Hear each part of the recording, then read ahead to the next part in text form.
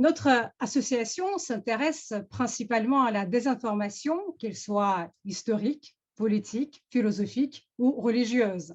Et dans le cadre de nos conférences, nous sommes très heureux de recevoir aujourd'hui Daniel Sibony, psychanalyste, philosophe, écrivain, mathématicien, spécialiste et connaisseur de la Bible, du Talmud et du Coran.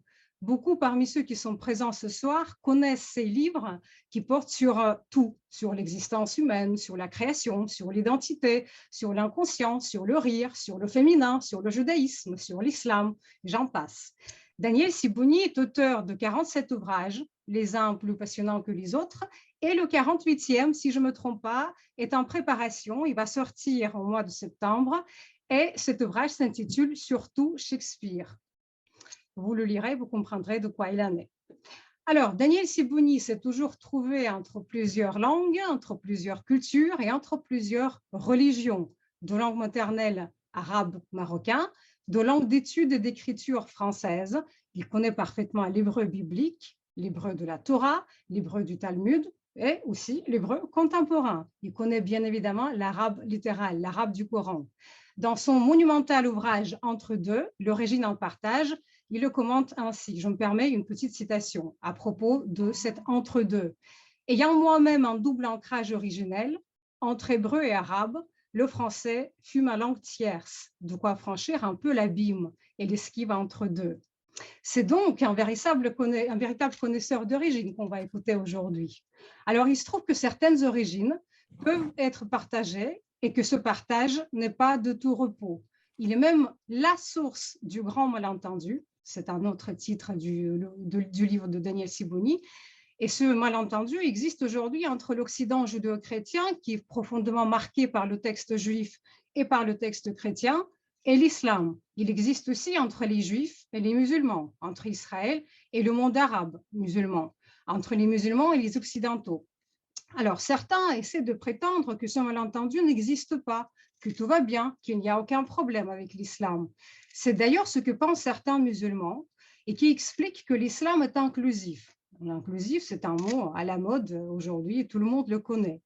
Et alors, je me permets une minute pour citer un extrait du livre de Daniel Sibony, Le Grand Malentendu, où il cite un dialogue rapporté par un de ses lecteurs avec un collègue musulman. Le collègue musulman dit « Je trouve, vous les Occidentaux, un peu tordus. On vous a fait une religion, l'islam, où il y a tout. On y a mis Moïse, Jésus, les prophètes hébreux, le christianisme. Que voulez-vous de plus? Pourquoi refusez-vous de reconnaître que vous êtes musulman ?» Le lecteur, rapporteur de ce discours, répond « Mais je ne veux pas me convertir à l'islam, moi. » Le collègue musulman dit alors « Et qui vous le demande ? Vous n'avez pas à le faire, vous avez juste à reconnaître que vous êtes musulman, puisque cette religion intègre tout le monde. Après tout, musulman signifie soumis à Dieu. Libre à vous de l'appeler autrement, de l'appeler la vie, l'histoire, peu importe, il faut juste reconnaître qu'on est dans la même soumission. » Alors, le lecteur rapporteur fait remarquer aux collègues musulmans inclusivistes qu'il a quand même un problème avec le texte du Coran. Allah déteste un peu trop les juifs pour qu'ils puissent adhérer à cette religion. Ce à quoi le collègue musulman rétorque « Justement, si vous adhérez, il n'y a plus d'autres à détester, ça veut dire qu'il n'y a plus de juifs. Tel est l'arrangement identitaire intéressant proposé par l'islam. Tout le monde devient le même. » Alors, c'est très irénique sur le papier et dans le texte. Mais alors, comment expliquer qu'au nom de ce Dieu englobant et de cette idée inclusive, des Juifs sont visés par ceux qui invoquent ce Dieu?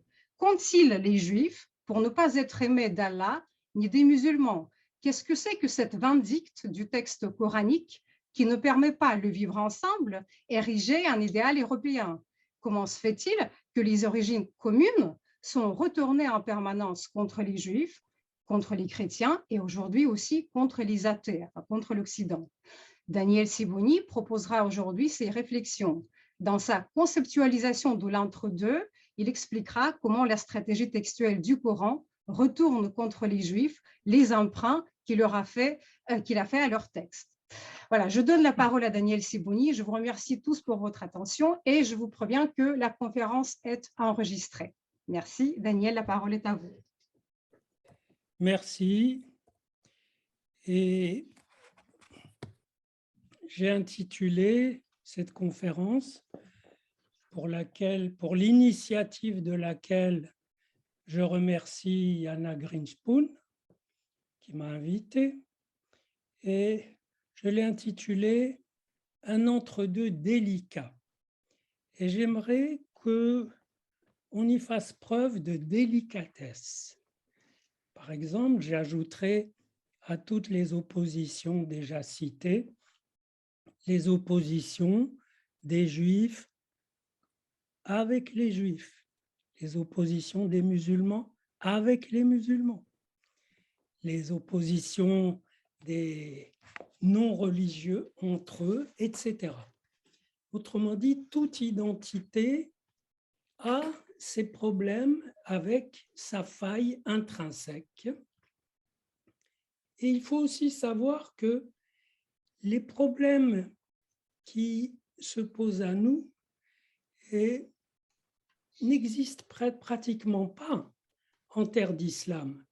Parce qu'en terre d'islam, déjà, il n'y a plus de juifs, pratiquement, presque pas, et il n'y a pas de tiers. En Europe, il pourrait y avoir un tiers entre juifs, musulmans, ou juifs, chrétiens, juifs et autres, mais le tiers européen semble avoir le génie de se défiler. Et en l'occurrence, celui d'empêcher un examen critique qui pourrait dégager du jeu, alors que la réalité, elle, permet du jeu. Ça veut dire que dans la campagne électorale, certains voulaient demander aux musulmans « Qu'est-ce que vous soutenez le plus, le Coran ou la loi républicaine ?» Question idiote, parce que justement, la plupart tiennent aux deux et que la vraie question, c'est qu'est-ce qu'ils font de l'entre-deux. La même question aurait pu être posée aux Juifs et eux aussi auraient répondu les deux, la Torah ou la Bible et la loi républicaine. Mais tout le problème est celui de l'entre-deux. Et justement, il semble que là-dessus, le pouvoir ne soit pas très, très audacieux, disons. En tout cas, il l'est beaucoup moins que la réalité et le vécu des gens. Donc, sachez bien que ces problèmes qui sont posés, et il faut les mettre non seulement dans leur contexte historique, mais le contexte historique n'est pas très décisif parce que ces données identitaires traversent le temps. Et on peut trouver des connotations tribales dans le Coran, mais ceux qui le lisent et l'absorbent le prennent comme la parole divine qu'il veut être. Mais il faut bien se mettre dans l'esprit que l'islam d'ici, c'est-à-dire d'Europe ou d'Occident, est une infime partie de l'islam mondial, lequel peut s'offrir d'écarter la question de l'entre-deux identitaire et de suivre tout simplement la loi du marché, quitte à coiffer l'accord technique et commercial d'un symbole très fort, Abraham, et à couvrir ainsi d'un voile pudique toute idée de tension sur le mode « on a le même père, donc on est tous frères ». Or, l'histoire montre, dans les familles et dans les peuples, que c'est bien entre frères que ça bataille, qu'il y a de la rivalité. Il y a très peu de meurtres du père dans cette affaire. Donc, le délicat de mon titre, de mon sous-titre, veut dire aussi complexe et riche de possibilités, au point qu'il est dommage de l'aborder sur le mode de l'indignation ou de la revendication. Donc, mon livre Coran et Bible, que je vous montre là, et aborde ces questions. Et il est vrai que certains, notamment des lecteurs juifs qui l'ont lu, ont dit « mais alors c'est désespérant ». Et je leur réponds « pas du tout ».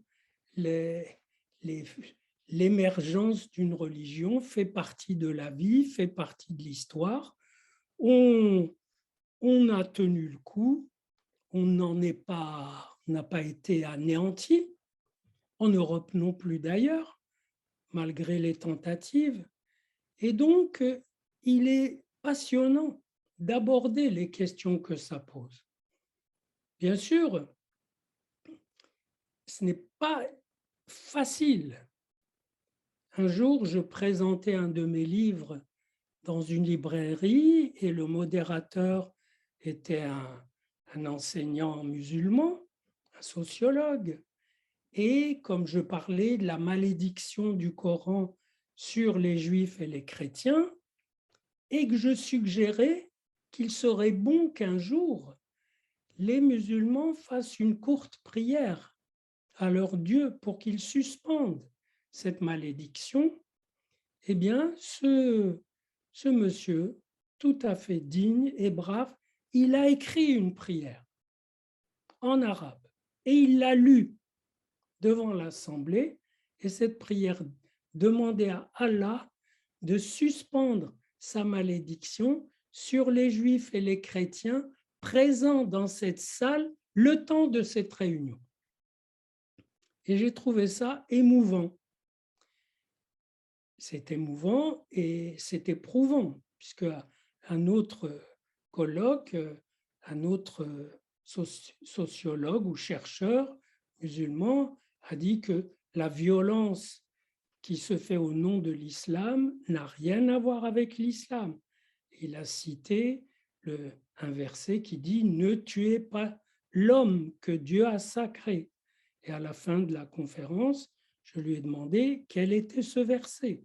Comme j'avais un petit Coran sous la main, j'ai ouvert au verset en question qui précisait « Ne tuez pas l'homme que Dieu a sacré, sauf pour une cause injuste. » Donc, c'est émouvant et éprouvant. Alors, comment s'articule le Coran avec la Bible? Il faut absolument commencer par un jeu de mots génial que j'avais déjà signalé dans mon livre « Les trois monothéismes » en 1992, cela fait 30 ans, un jeu de mots qui dit que les gens soumis à Dieu, c'est-à-dire à Allah, alors qu'on verra ce n'est pas la même chose, pas tout à fait, que les gens soumis à Dieu ou à Allah, ça se dit en arabe musulman, muslimine. Bien sûr, certains m'ont rétorqué, mais il ne faut pas confondre musulmans avec un petit thème, ce sont des musulmans, et musulmans avec un grand thème, comme on dit des Français. Sauf que dans le texte arabe, il n'y a pas de majuscule. Et donc, ce sont bien des musulmans. Quelle est l'importance? L'importance, c'est que les personnages de l'Ancien Testament défilent dans le Coran et les Hébreux de l'Ancien Testament, ils abrègent beaucoup leur histoire biblique, et énormément même, mais ils tiennent surtout à conclure leur récit en disant qu'ils sont musulmans. Jacob demande à ses enfants de ne mourir que musulmans. Joseph, qui est un personnage très émouvant dans le Coran, vous n'avez qu'à entendre sur Internet la sourate qui parle de Joseph, et vous l'entendez dite par un imam qui pleure d'émotion quand il l'a dit. Et Joseph conclut « Accomplis-moi comme musulman, fais-moi mourir musulman ». C'est la sourate 12, verset 101. Alors, il faut savoir que la conséquence de ça, évidemment, c'est que les héritiers des Hébreux bibliques qui ne suivent pas le Coran, qui n'adoptent pas comme prophète Mohammed, eh bien, sont traîtres à leur origine, traîtres à leur message. Il faut savoir que la valeur suprême dans le Coran, c'est la croyance en la parole divine telle qu'elle est dite par Mohammed. Ceux qui refusent ce point crucial, surtout s'ils ont reçu auparavant la parole divine, et c'est le cas des Juifs et des chrétiens, mais surtout des Juifs, puisqu'ils ont beaucoup reçu, alors ils sont maudits, sauf exception. Un verset 3, la sourate 3, verset 110 dit « La plupart d'entre eux sont pervers », au sens où ils ont reçu de quoi être dans le bien et ils font le mal. Quel est ce mal? Le mal de ne pas suivre le prophète qui reprend les propos qu'ils ont reçus. Le Coran fait donc coïncider leur faillite en tant qu'humains avec leur faillite qui s'exprime dans le refus de l'islam comme vraie religion. Ce point est important. Ça veut dire que dans l'actualité, quand les Juifs se conduisent mal, si Israël se conduit mal, par exemple, c'est une faille, c'est une difficulté, mais on peut la pousser pour la faire coïncider avec la faille profonde, fondamentale des Juifs, qui est d'avoir renié leur message quand il leur est présenté par le prophète de l'islam. Autrement dit, Mohammed s'est identifié à la parole divine. Donc, ceux qui ont par ailleurs cette parole et qui ne le suivent pas sont soit dans l'erreur, soit dans la perversion. On pourrait dire, d'accord pour cette identification de Mohammed à la parole divine, mais cette valeur, elle vaut pour ceux qui y croient, c'est-à-dire pour ceux qui relèvent de l'identité qu'elle fonde. Seulement le problème, c'est que c'est une parole universelle. Et pourquoi est-elle universelle? Mais parce que le Dieu de la Bible est universel. Et comme c'est ce Dieu qui est repris et invoqué par cette parole devient universelle. Donc ceux qui la rejettent, eh bien, on peut les traiter, c'est ce que fait le Coran, il les traite d'hypocrites et de traîtres. Alors, pour avoir au moins un reproche précis comme quoi ce sont des traîtres, pas seulement ceux d'Arabie qui ne le suivent pas, il y a aussi ceux qui ont écrit la Bible.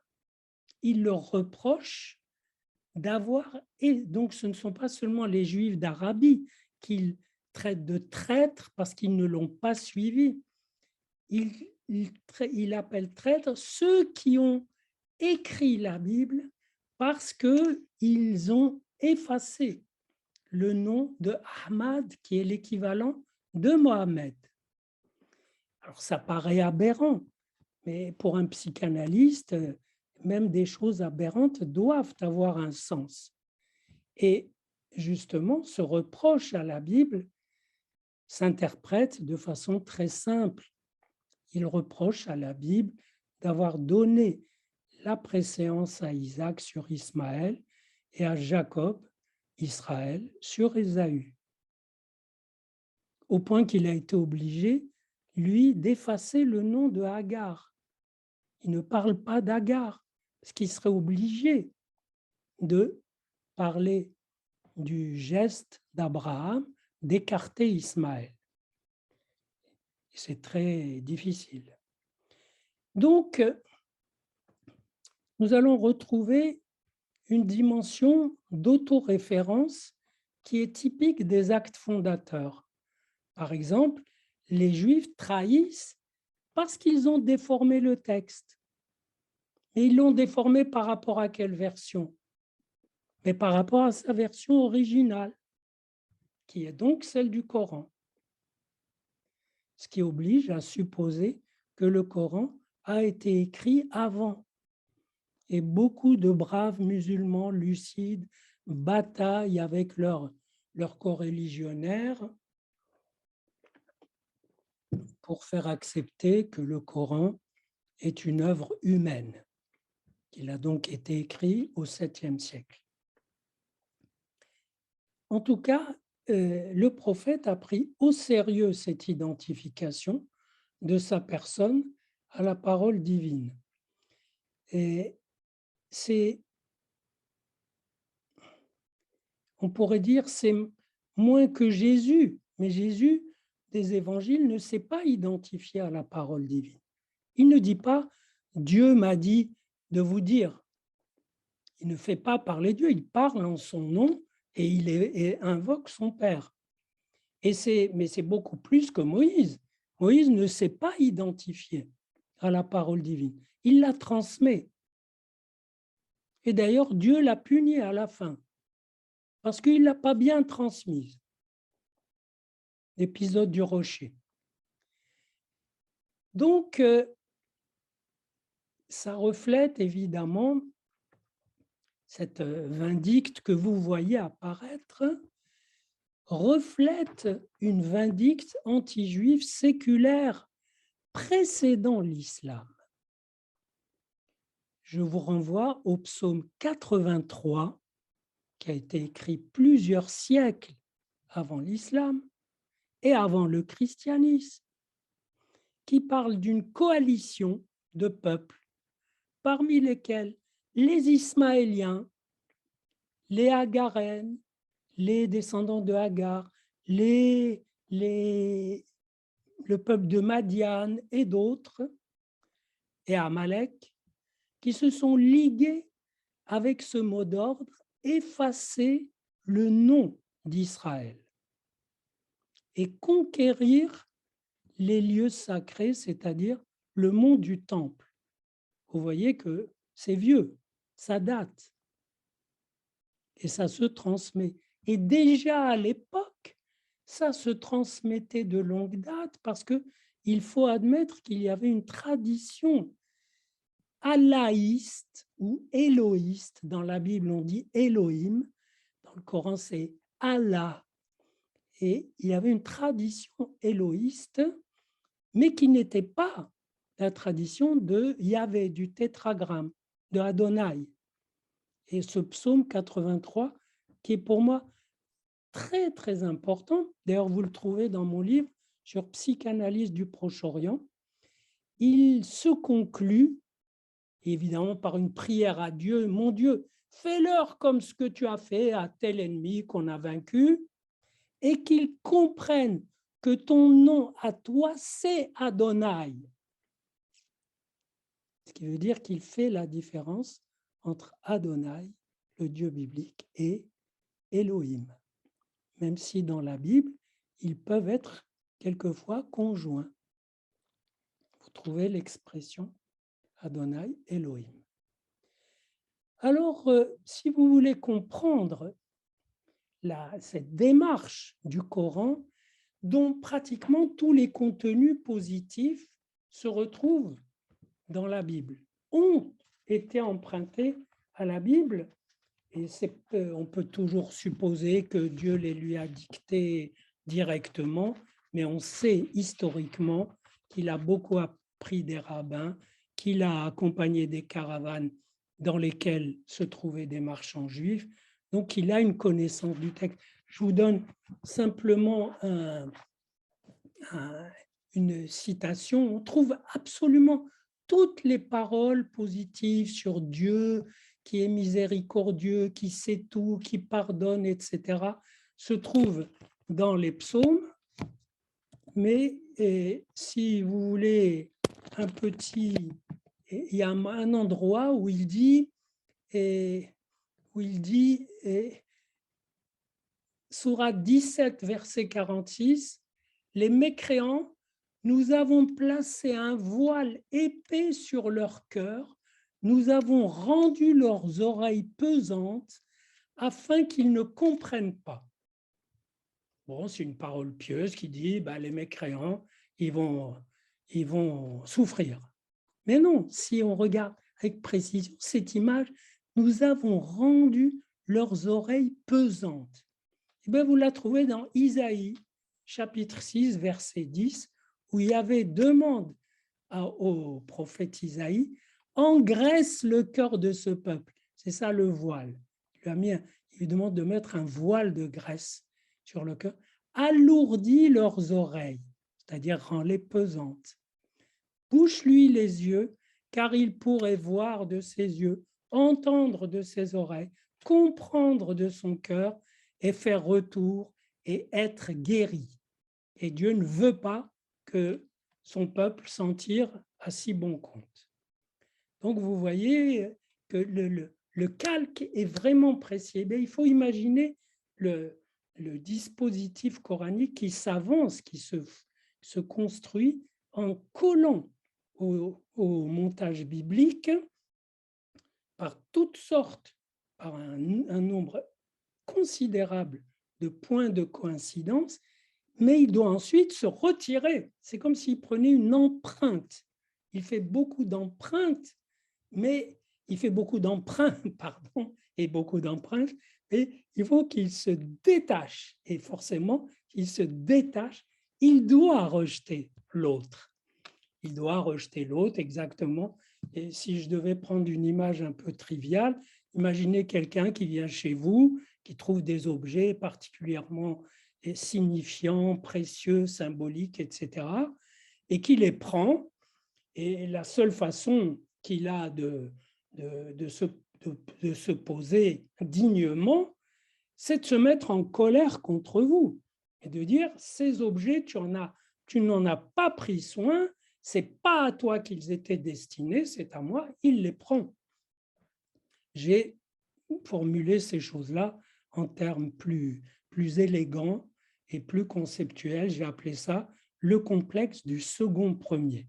Quand le second, dans une transmission, veut non pas remplacer le premier, non seulement le remplacer, mais avoir été à sa place. Ça oblige à des contorsions sur le temps qui sont assez délicates. Alors, moi, ce que j'aimerais, parce qu'on a quand même peu de temps, c'est, avant de vous pointer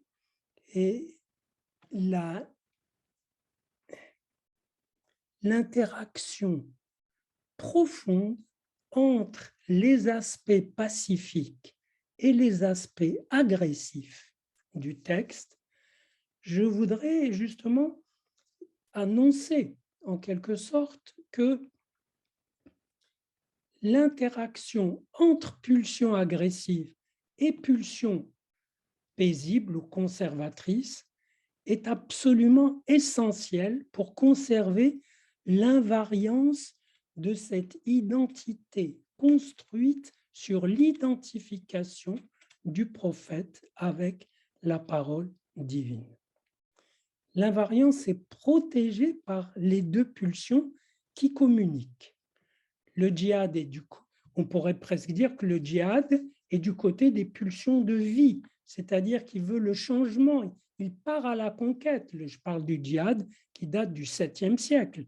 Vous ne le connaissez pas, mais c'est lui qui a constitué le vaste empire musulman. Donc, il est du côté des pulsions de vie, même si elles deviennent meurtrières pour les autres. C'est un peu des pulsions qui cherchent l'événement et qui retombent dans la pulsion de mort et de conservation, puisqu'elles veulent changer la réalité pour retrouver le schéma invariant initial. Donc, vous voyez comment des pulsions de changement vont vers la pulsion de l'invariance, qui elle-même, quand elle est fatiguée de son invariance, engendre des pulsions de changement. Imaginez dans une banlieue, voilà, les familles veulent être tranquilles, veulent consommer de la culture, des biens, des vacances, etc., se sentent bien et ne veulent pas de vagues. Il se trouvera toujours quelques jeunes pour dire, mais qu'est-ce qu'on fait là? On est en train de pourrir, on n'a aucune spiritualité. Il faut faire quelque chose, il faut protester contre ceci, aller frapper cela, etc. Bref, aller exprimer non seulement la présence de cette identité, mais sa vocation à faire avancer sa frontière pour arriver à englober ce qui est vraiment sa vocation, l'humanité entière. Et donc, cette totalisation est intéressante parce que elle est, si vous voulez, très différente de la totalité dont parle Hannah Arendt, par exemple, quand elle dit que dans le régime totalitaire, attendez, je vous retrouve sa citation exacte. Voilà, Hannah Arendt dit: le sujet idéal du monde totalitaire est l'homme pour qui la distinction entre fait et fiction et la distinction entre vrai et faux n'existe pas. C'est théoriquement sans doute vrai pour le cas qu'elle étudie, mais dans ce cas, ce n'est pas tout à fait juste, c'est même faux, parce que dans le système islamique, la distinction entre vrai et faux existe. Elle est même essentielle. Les autres sont dans le faux et l'islam est dans le vrai. De même, la distinction entre réalité, entre fait et fiction. On pourrait dire l'identification de Mahomet à la parole divine, c'est une fiction, sauf que elle est devenue réalité quand cette idée s'est emparée des masses. C'est M. Marx qui a dit « Les idées deviennent des forces matérielles quand elles s'emparent des masses ». Donc, cette fiction est une réalité endossée par des centaines de millions de personnes tout à fait conscientes de l'endosser. Donc,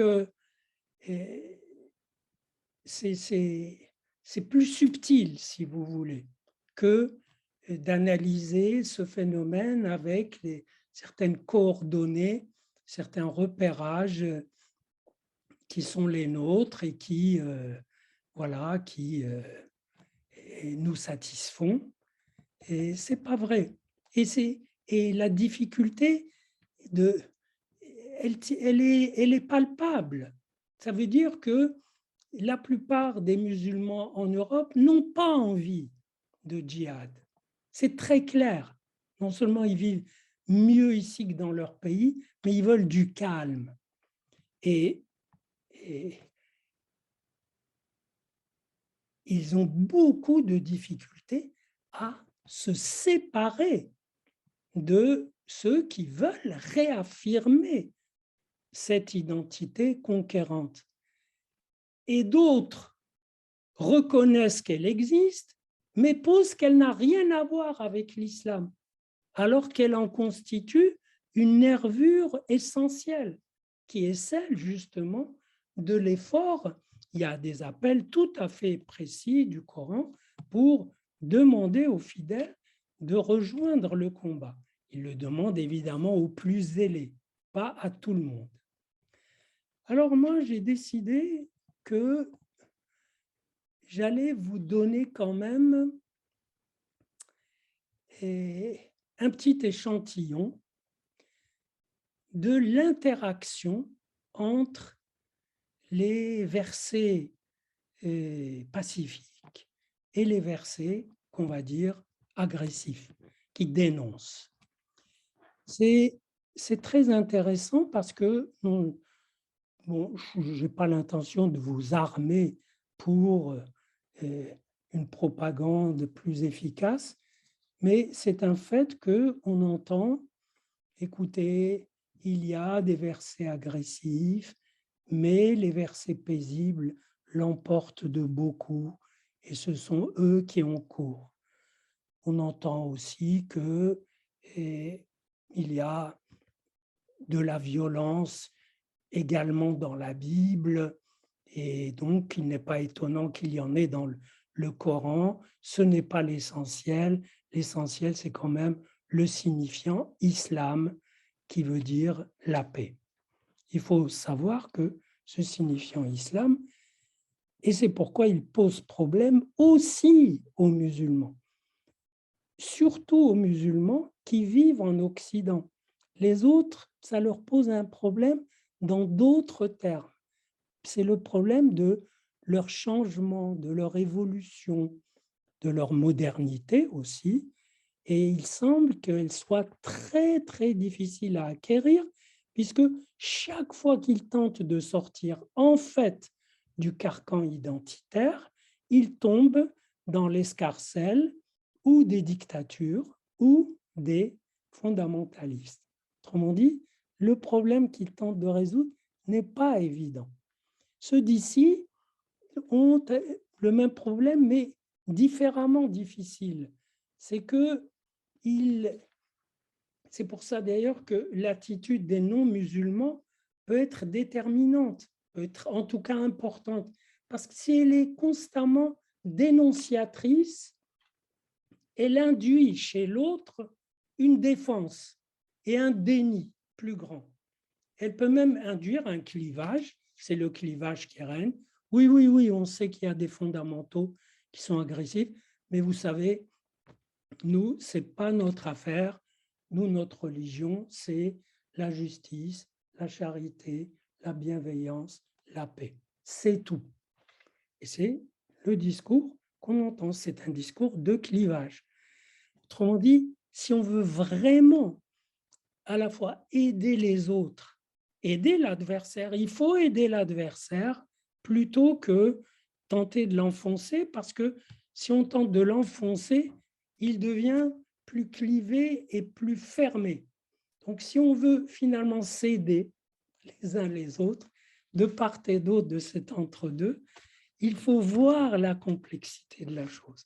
Et c'est celle que je vais vous montrer pour vous montrer que ce n'est pas dans les échanges de versets, l'un envoie un verset pacifique et l'autre envoie un verset agressif et l'autre contre-attaque avec un autre verset pacifique et réponse, etc. Non, il faut comprendre que la texture est beaucoup plus délicate, voilà, on y revient, au mot délicat, et je vais vous en donner une petite idée. Donc, et d'ailleurs, il y a de la naïveté dans cet échange de versets violents et de versets pacifiques, mais il y a aussi parfois une certaine rouerie à sous-peser leur poids respectif en cherchant l'équilibre. L'équilibre n'est pas à chercher entre versets pacifiques et versets violents. L'équilibre est à chercher ailleurs. Alors, je vais prendre des exemples. Les gens du livre, donc il n'y a pas de contradiction entre le fait qu'Allah est miséricordieux et qu'il appelle avec insistance à détruire les mécréants, puisque ceux-ci étant pervers, ils font le mal qui est de ne pas reconnaître le prophète. C'est donc une grâce divine que d'obtenir leur effacement. Les gens du livre sont dans ce cas, je cite, « Ils s'efforcent de corrompre la terre ». Ça, c'est pour les Juifs. Ils sont devenus aveugles et sourds. Allah est ensuite revenu sur eux, car il pardonne, puis beaucoup d'entre eux sont redevenus aveugles et sourds, toujours parce qu'ils n'ont pas admis. Le mal qu'ils ont commis est si pernicieux qu'Allah se courrouce contre eux. Et déjà la première sourate, celle simplement de la prière quotidienne, dit « Ne nous mets pas dans le chemin de ceux qui ont encouru ta colère, c'est-à-dire ceux-là. Ils sont tout à fait identifiés. Alors, le tressage, je vais donc y arriver d'une façon un petit peu, voilà. Il faut que je vous cite des versets. Donc, il y a un tressage entre les appels bienveillants, les appels miséricordieux et l'acte de fustiger ceux qui sont les mécréants, c'est-à-dire qui ne suivent pas cette voie. Allah n'aime pas le peuple injuste. Le peuple injuste, le mot évoque d'ailleurs l'ombre, l'obscurité. Ça, c'est sourate 3, verset 86. Et tout de suite après, verset 87, leur paiement sera la malédiction de Dieu et des anges et des humains, tous ensemble. Verset 88, ils y demeureront éternellement. Verset 89, excepté ceux qui par la suite se repentiront. Mais ceux qui meurent mécréants, je cite, on ne recevra d'aucun d'eux, pas même la terre remplie d'or, s'ils voulaient se racheter. C'est intéressant parce que s'ils meurent, ils n'ont plus d'or, mais on imagine quand même qu'ils pourraient, tout morts qu'ils sont, présenter une grande quantité d'or. Alors, moi-même, j'ai été surpris des intrications qui vont suivre, où les paroles paisibles et les appels guerriers alternent si bien que ça fait un tissu très serré. C'est un vrai tressage. J'ai pris au hasard Sourate 2, verset 158. Celui qui s'acquitte du pèlerinage de bon gré fait bien. Allah est reconnaissant et il sait. Verset suivant, 159. Ceux qui cachent les signes manifestes et la direction que nous avons révélée au moyen du livre, c'est-à-dire de la Bible, voilà ceux qu'Allah a maudits. Donc ils cachent alors qu'ils ont les signes manifestes. Verset suivant, 160. Je suis celui qui revient sans cesse vers le pécheur repentant. Je suis le miséricordieux. C'est Dieu qui parle et qui répète d'ailleurs des phrases bibliques. Donc ça, c'est pacifique. Verset suivant. Quant aux incrédules qui meurent dans leur incrédulité, voilà ceux sur qui tombe la malédiction de Dieu et des anges. Puis très vite, 63, votre Dieu Allah est un Dieu unique. Il fait miséricorde. Parole pacifique, paisible. Puis le verset suivant, qui rend la vie après la mort, qui rend la vie à la terre après la mort. Pacifique. Et aussitôt après, certains hommes prennent des associés en dehors d'Allah. Ce sont les chrétiens. Ce sont des injustes. Et lorsque les injustes verront le châtiment, partie agressive, ils verront que la puissance entière appartient à Allah. On redevient pacifique. Et que Allah est redoutable dans le châtiment. Redevient agressif. Verset 167. Malheur à eux, ils ne pourront pas sortir du feu. Agressif. Puis verset 168. Ô vous les hommes, mangez ce qui est licite et bon sur la terre. On passe à la question alimentaire. Et aussitôt, attaque contre les Juifs et les chrétiens parce que, pardon, là on m'a coupé mon texte de citation. Alors je vais le prendre ici. Tac, tac. Pourquoi je n'ai plus, voilà. Je vais avoir. Non, on m'a enlevé mon texte, ça ne fait rien. Donc, alors on pourrait dire, bon, très bien, cette alternance, et ça fait un tissu très serré, donc les paroles paisibles sont vraiment contiguës aux paroles violentes. Le problème, c'est que ceux qui sont, voilà, ô vous les hommes, mangez ce qui est licite, attaquent contre les juifs et les chrétiens qui disent « nous suivons la coutume de nos pères ». Et si leurs pères ne comprenaient rien, questionne le verset. Puis, les incrédules sont semblables à un bétail sourd et aveugle et muet. Ils ne comprennent rien, puis le texte redevient paisible. Ô vous qui croyez, mangez de ces bonnes choses que nous vous avons accordées. Allah vous a seulement interdit la bête morte, le sang et la viande de porc. Cela reste paisible. Puis, Allah est celui qui pardonne, il est miséricordieux. Puis, ceux qui cachent ce qu'Allah a révélé du livre, voilà ceux qui n'avaleront dans leurs entrailles que du feu. Et là, ça file une métaphore biblique où la parole, c'est comme la nourriture, et c'est pourquoi il est passé à la question alimentaire. Alors, bon, je pourrais continuer longtemps là-dessus.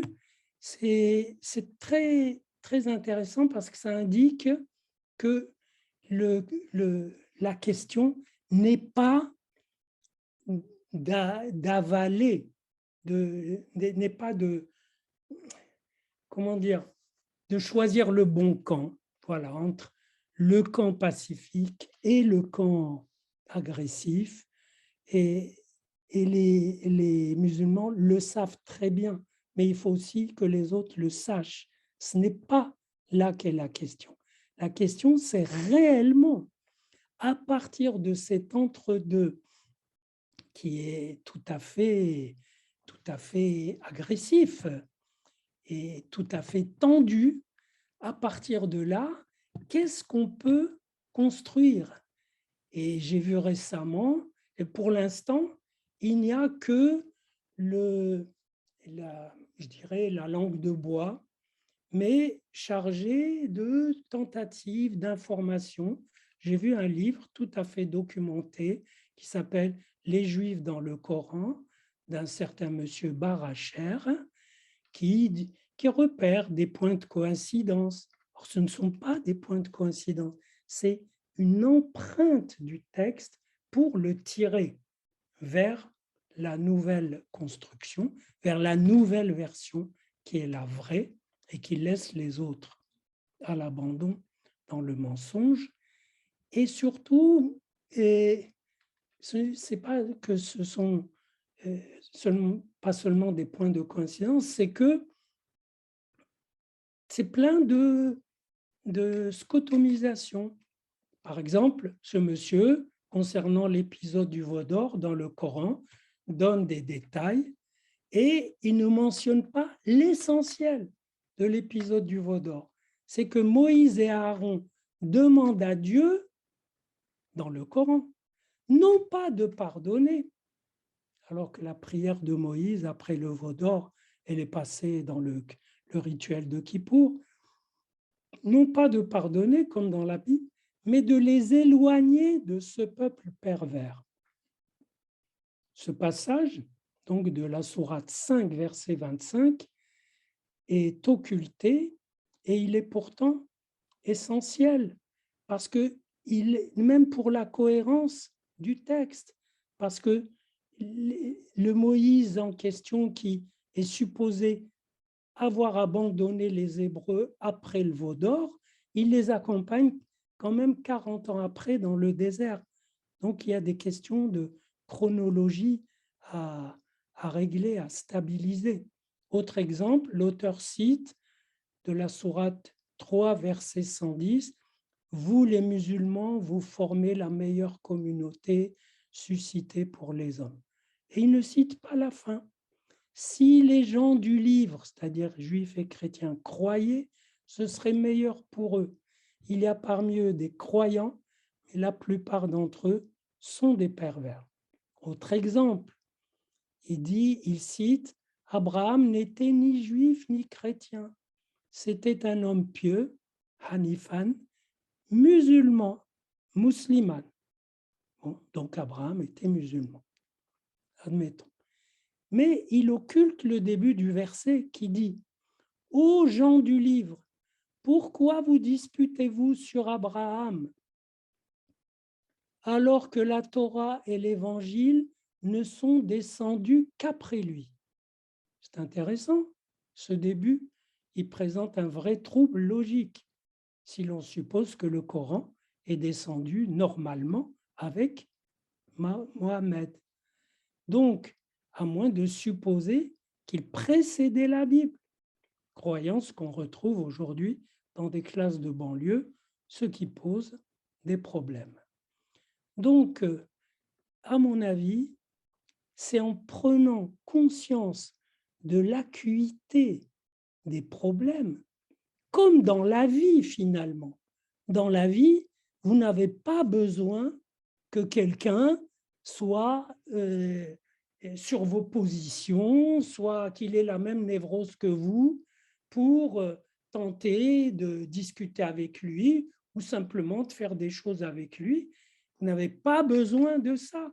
Eh bien, pourquoi auriez-vous besoin que des gens renient leur religion ou qu'ils se déchirent les vêtements parce que ça pose des problèmes trop difficiles? Ce que les gens veulent, c'est vivre et forcément vivre avec l'autre. Il n'y a pas besoin de le leur prêcher, mais il y a un jeu peut-être plus subtil à trouver dans cet entre-deux.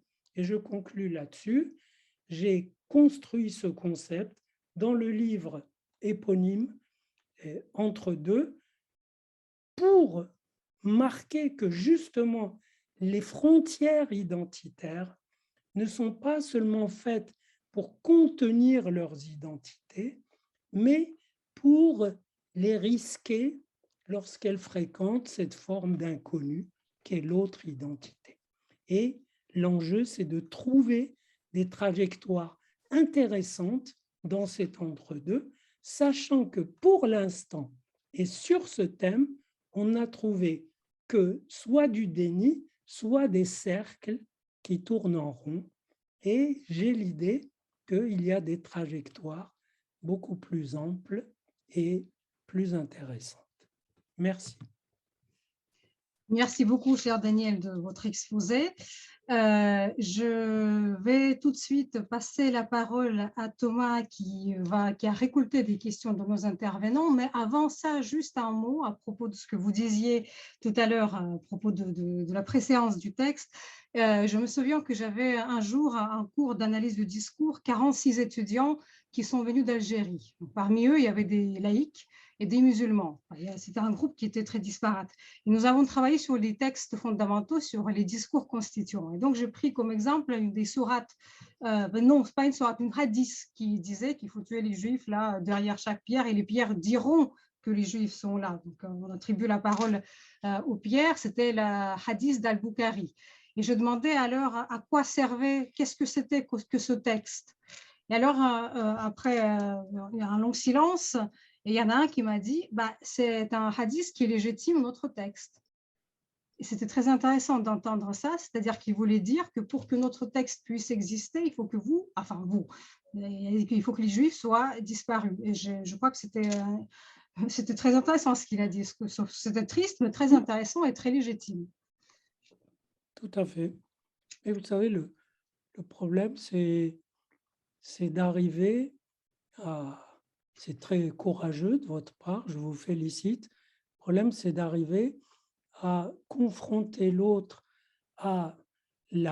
au problème sans qu'il se désespère au point de trouver des mécanismes contraphobiques, agressifs, qui bloquent la suite. C'est tout le problème. C'est pourquoi je vous dis, dans ma philosophie, dans ma pensée, il n'y a pas aimer vos ennemis, et il y a il n'y a pas uniquement combattez-les s'ils vous mettent en danger, mais il y a aidez-les à n'avoir pas besoin d'être vos ennemis. Et ça, c'est un travail énorme.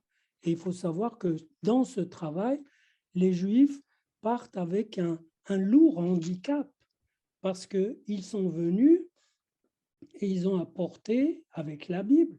Donc, j'ai parlé surtout du Coran parce que vous ne le connaissez pas, mais ils sont venus avec la Bible qui, certes, les critiques, montrent leurs failles, etc., mais qui dit quand même qu'ils ont été distingués, qu'ils ont été élus. Freud dit, on en veut aux Juifs parce qu'ils ont apporté la loi dans des systèmes païens où il n'y en avait pas. Ce n'est pas vrai, il y avait de la loi dans les systèmes païens. Ils ont apporté l'idée qu'ils ont été distingués. Et ça a induit le réflexe de les distinguer négativement. Et c'est ce que fait le Coran, puisqu'il reconnaît leur distinction, il en prend la substance et la retourne contre eux pour les distinguer négativement.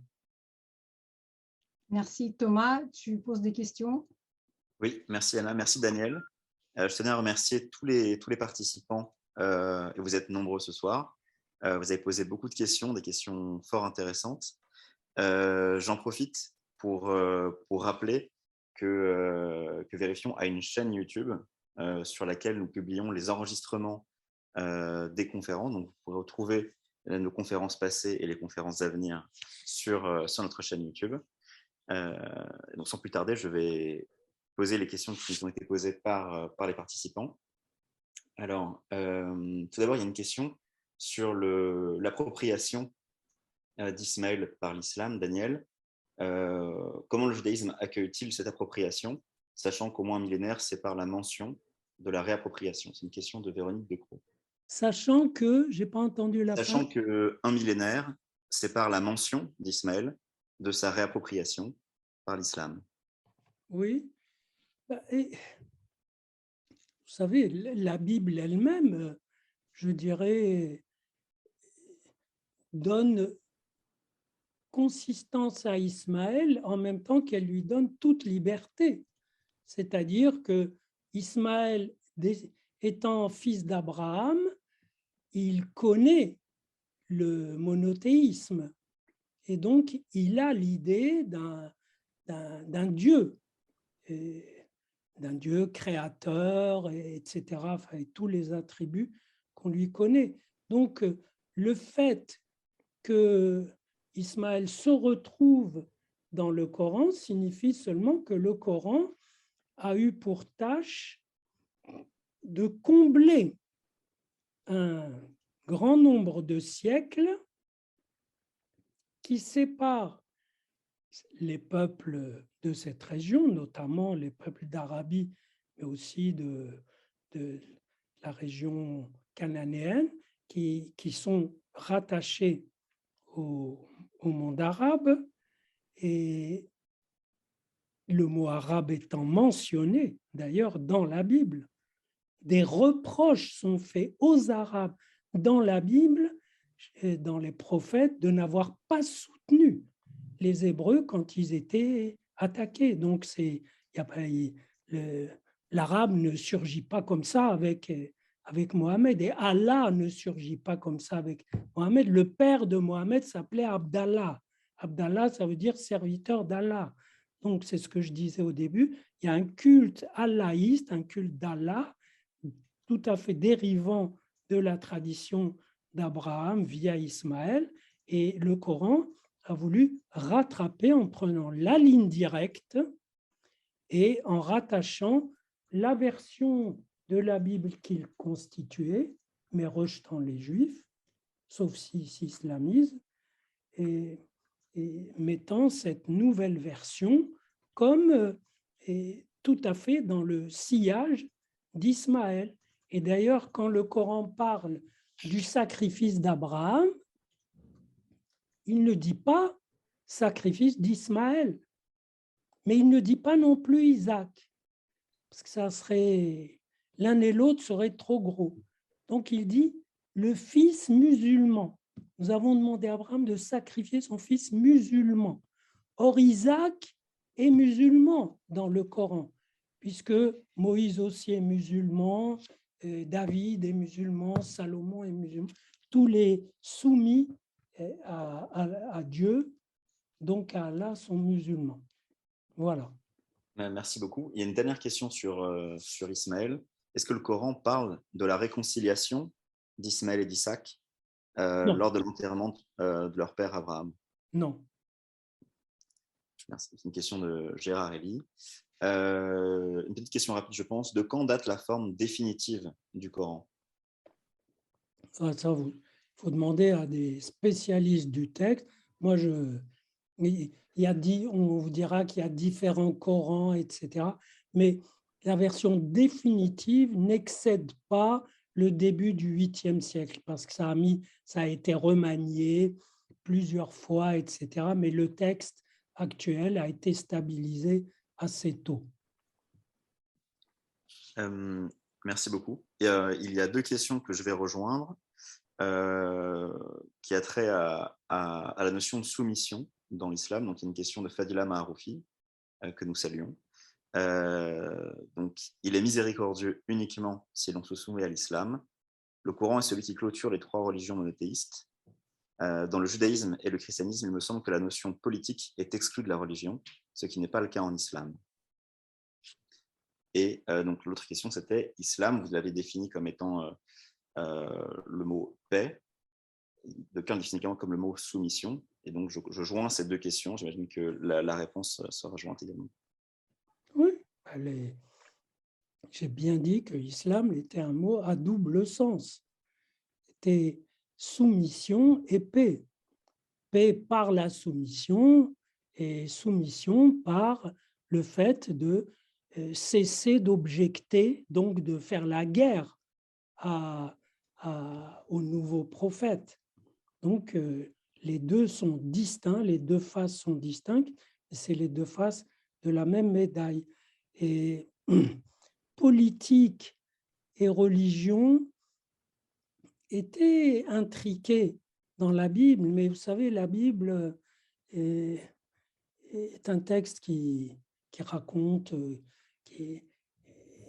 des histoires familiales, l'histoire d'un peuple, etc., mais qui ne lance pas, et c'est très violent, et en effet, il y a des violences pour conquérir la Terre Sainte, pour ce qui deviendra la Terre Sainte, pour se mettre d'accord et on ne se met jamais d'accord, etc. Et toute la série des rois d'Israël en témoigne. Et donc, il y a beaucoup de violence. Il n'y a pas la mission pour les croyants. D'ailleurs, le mot croyant dans la Bible est très rare.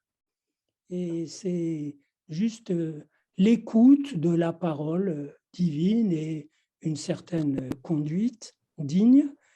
Et donc, il n'y a pas d'appel biblique à apporter la parole de Yahvé à d'autres. Ça sera la mission du christianisme. Quand Paul aura dit qu'il n'y a plus de juifs et de grecs, qu'il n'y a plus d'hommes et de femmes, il n'y a plus de païens et de croyants, il y a la fraternité dans Jésus. Et donc là, ça donnera toutes sortes de prosélytisme. Mais le Coran comporte cet appel que, si vous voulez, dont j'exclus qu'il puisse rester constamment lettre morte. Un texte doit vivre, surtout quand des gens le chantent, l'annonnent, l'étudient, le transmettent. Et donc, pour le faire vivre, il y aura toujours des gens pour vouloir porter ailleurs, au-delà, ce combat contre ceux qui ne reconnaissent pas ou ne reconnaissent pas assez l'islam. Ça peut se traduire par des questions de visibilité. Il y a des gens qui vous disent on n'est pas assez visible. Vous ne nous faites pas la place qui nous revient. Et c'est la même revendication de poids politique. Mais il n'y a rien de tel dans la Bible, parce que la Bible, dans le mode d'être par rapport aux nations, c'est un mode d'être dans l'exil. Donc il est hors de question de propager ou de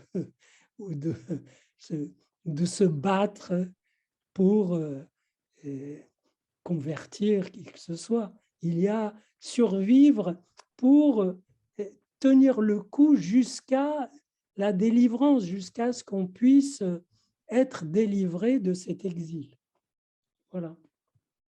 Merci beaucoup. Ça me fait une excellente transition pour des questions qui sont relatives au texte, justement. Vous disiez donc que tant qu'il y aura ce texte ne peut pas rester lettre morte, ou en tout cas pas toujours.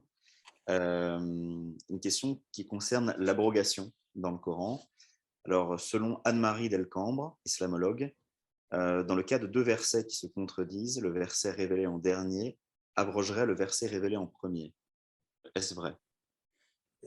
Oui et non, parce que il n'y a pas une classification. C'est une idée qui est dite, voilà, mais qui passe dans le flux du texte et il n'y a pas une mention chaque fois de ce que tel verset pourrait être abrogé, parce que les versets ne portent pas toujours sur le même contenu. Mais ce que je peux dire, c'est que pour ce qui est de l'attitude envers les gens du livre, aucune abrogation n'est prévue. Et les hadiths en témoignent, et d'autres traditions.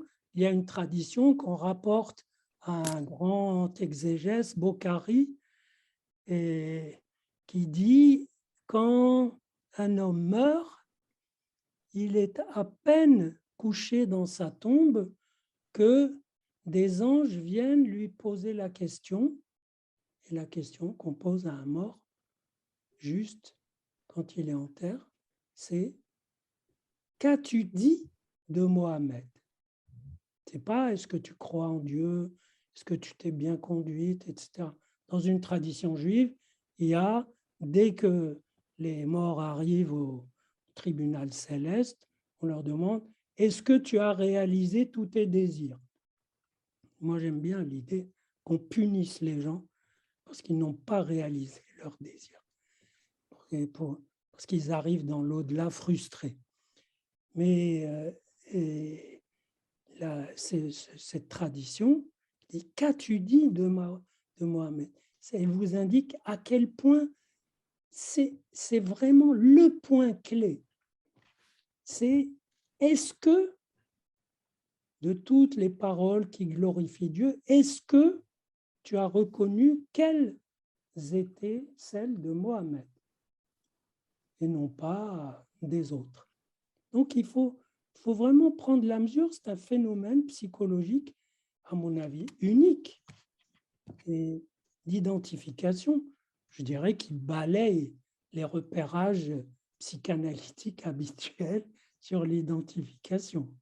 Donc, c'est vraiment quelque chose d'original, une identification à la parole divine qui fait que si on ne reconnaît pas la signature, c'est qu'on a trahi le texte. Et bien justement, l'autre question sur le texte, parler de l'exégèse et demander quelle place il y avait à l'exégèse et au questionnement dans l'islam. Là, je ne suis pas compétent parce que je n'ai pas participé à des groupes d'exégèse islamique. Désolé, je n'ai pas eu le temps. Mais si vous voulez, l'impression que j'ai gardée du fait d'avoir vécu jusqu'à 13 ans au moins en terre d'islam, c'est que c'est plutôt la dimension chantante, incantatoire, invocative du texte qui est mise en avant, plutôt que des discussions qui sûrement existent. Pourquoi il a dit ça plutôt que ça? Mais justement, il l'a dit parce que, et donc, les exégèses sont, comme souvent, édifiantes. Il n'y a pas de révolte contre Dieu et encore moins contre son prophète. Merci. Il nous reste deux questions. La première considère la possibilité de se désolidariser de sa communauté quand on fait partie de l'Oumma. Alors pour ça, j'invite donc Madame Arfi à revoir la conférence de Fadila Maroufi sur notre chaîne YouTube qui parle assez longuement et en des termes bien choisis de ce thème. Toutefois, si vous voulez répondre à la question, Daniel, donc comment se désolidariser de sa communauté quand on fait partie de la Oumma? C'est une vraie question psychologique, éthique, sociale, etc., qui n'est pas du tout évidente. Et c'est tous les problèmes de fidélité, de culpabilité sont en jeu, qui entrent en résonance avec leur connotation personnelle. Et donc, c'est un chemin, mais qui apparemment non seulement existe, non seulement est vécu par des personnes, mais qui est tout à fait pensable et qui est conceptualisable. Et c'est sans doute un chemin qui d'abord, il ne faut pas oublier que c'est un chemin que dans la tradition juive, des Juifs ont suivi. C'est-à-dire que des Juifs ont dit non, nous, on est Juifs, mais pas dans le sens religieux. Voilà, carrément. Et peut-être leurs enfants reviennent à la religion, ou leurs petits-enfants, puis la quittent, etc. Bref, il y a des mouvements de transmission et de rupture qui sont très vivants dans toutes les identités, notamment dans celle-là. Il y a des chrétiens qui ont rejeté tout ça, et puis qui, à un moment, reviennent, mais à un aspect. Ce qui serait le défi, c'est, à la fois sur le plan personnel et collectif, de ne pas fonder la vérité et la validité de son trajet sur l'invalidation de l'autre, sur la fausseté de l'autre. Quand on fonde son identité sur la défaite de l'autre, c'est très mal parti, et pour soi et pour l'autre. Donc, c'est une autre notion de la tolérance. C'est plutôt, il ne s'agit pas de tolérer l'autre, il s'agit de trouver en soi des ressources qui font que vous arrivez à tenir, mais pas grâce à l'enfoncement de l'autre. Merci beaucoup, Daniel. J'en profite pour poser une dernière question, une question de dernière minute qui vient de l'équipe Vérifions, dont la réponse sera, j'espère, aussi optimiste que votre conclusion. Quel est, selon vous, l'avenir de la cohabitation musulmans et juifs?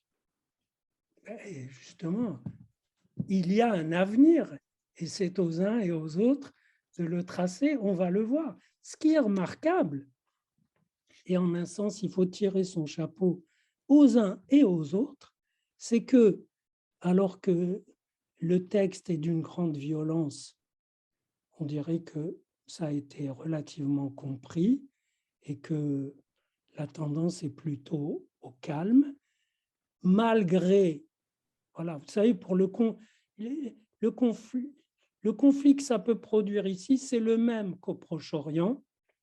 Et j'ai conclu mon livre Psychanalyse au Proche-Orient par cette phrase que vous trouverez optimiste ou pessimiste. J'ai dit, il y aura souvent la paix. Donc, il ne faut pas croire que la vocation, c'est d'arriver à l'empoignade, pas du tout. Il y a de quoi, il y a de l'espace de jeu et à chacun de jouer. Je ferai la dernière remarque, s'il n'y a pas d'autres questions, qui ne serait pas aussi optimiste que ce que vous dites, parce que justement, je travaille beaucoup avec des étudiants du milieu musulman qui vont dans les quartiers et qui savent très bien comment s'enseigne le Coran.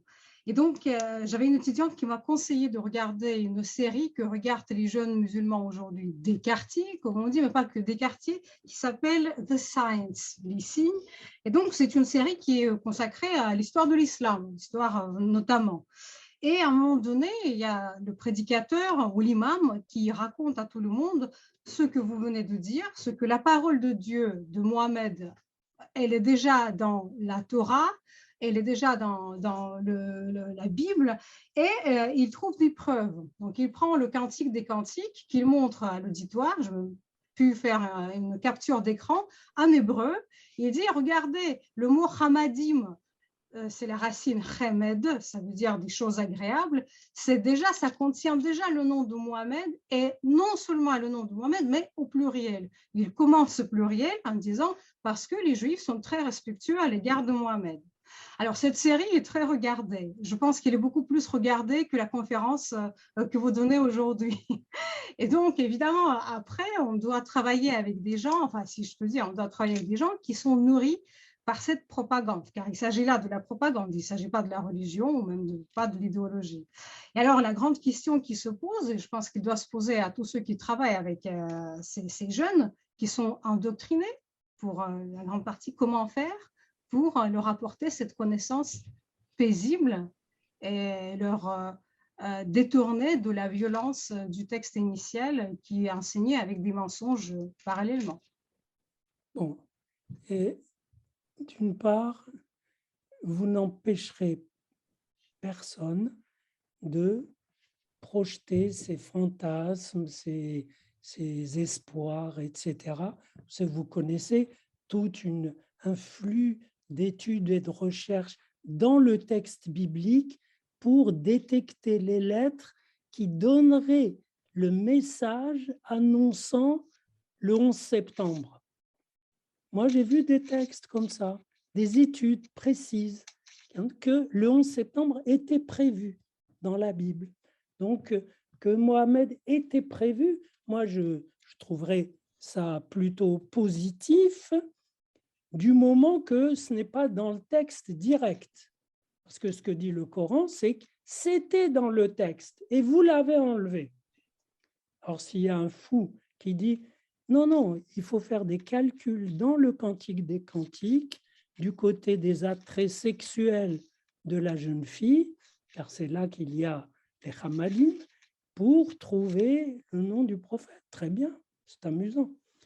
Plus sérieusement, je trouve que des échanges et des éclaircissements n'ont jamais été aussi nécessaires pour dégonfler les choses.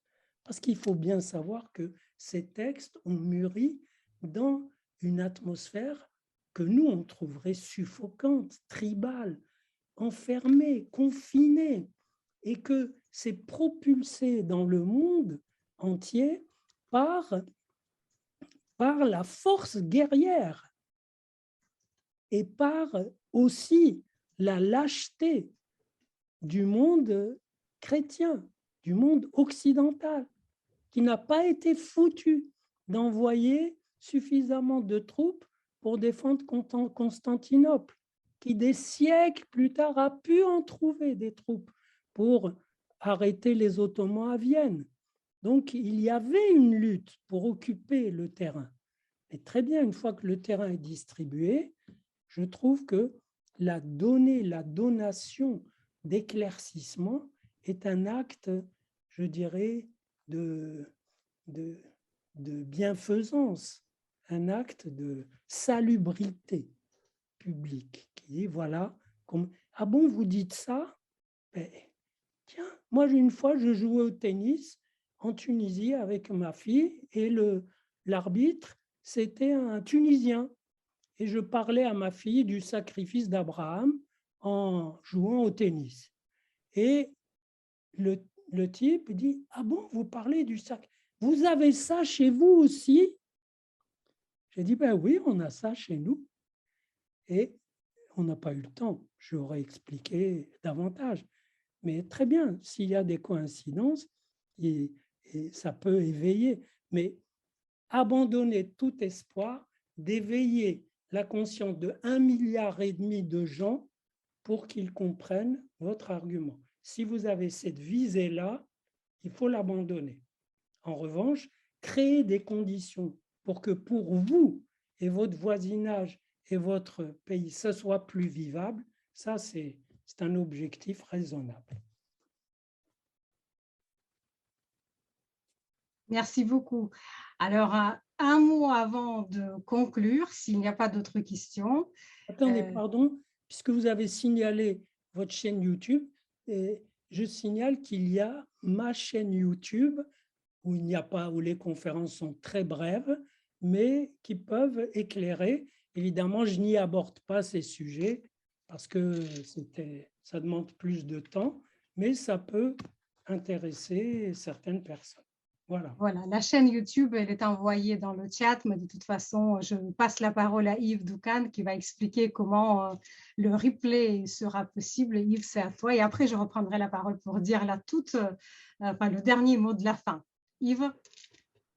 Bonsoir, donc Yves Doucan, je remercie Daniel Sibony d'avoir animé cette conférence très riche et d'un très haut niveau. Donc, je pense qu'une rediffusion de ce que nous avons entendu me paraît nécessaire, comme un très bon livre qu'on relit. Donc, nous allons préparer en fait, avec Thomas et Yana, cette rediffusion. Ça va nous prendre du temps. Et je voulais aussi vous remercier parce que j'ai été en fait aux manettes pour vous envoyer tous les mails et notamment et aussi des SMS pour ceux qui avaient eu la gentillesse de laisser leur téléphone. Donc, je suis le harceleur de service. Mais en fait, ce qui est bien, c'est que nous avons été jusqu'à 95 personnes participantes à cette conférence et donc on estime que c'est une réussite. Voilà, donc, je dirais que nous sommes une petite association, on n'est pas très nombreux, on est tous bénévoles, on a tous une grande idée, une vision de l'organisation et de la façon dont on va procéder. Effectivement, une association, quand elle démarre, elle a besoin aussi de certains généreux donateurs. Donc, n'hésitez pas. Nous travaillons dur, nous travaillons beaucoup en dehors de notre temps de travail respectifs. Donc, si la conférence vous a plu, si la qualité maintenant des 2 conférences vous a donné beaucoup de satisfaction, nous, on a envie de continuer avec vous. Mais bon, on a besoin de payer le site internet, le webmaster, Zoom, etc. Donc, voilà. Si vos dons seront très grandement appréciés. Voilà. Merci beaucoup et à très bientôt. Alors, je voulais juste terminer par une citation de Coëlette, d'Ecclésiaste, c'est que les paroles des sages sont comme des clous plantés dans nos cœurs, et donc j'espère que les paroles de Daniel Sibony vont rester comme ces clous et vont inciter ceux qui n'ont pas lu le Coran d'aller le lire, et ceux qui ont lu la Torah et puis le canon biblique, aller le relire. Et puis, on va tous œuvrer comme on peut à cette coexistence possible, paisible entre nous. Voilà, et donc nous allons continuer le cycle des conférences. La prochaine conférence, pour ceux qui sont intéressés, va avoir lieu dans un mois avec Jean Slamovitch à propos de la rhétorique de l'antisémitisme. Un grand merci à vous tous, un grand merci à Daniel Sibony, et vous aurez le lien avec la vidéo et aussi les documents qui ont été cités pendant cette conférence, ainsi que la chaîne YouTube où vous pouvez écouter Daniel, et aussi une adresse de son site personnel où il y a beaucoup d'articles à lire. Merci à tout le monde. Au revoir. Merci beaucoup. Au revoir. Merci, au revoir. Merci à vous aussi. Au revoir.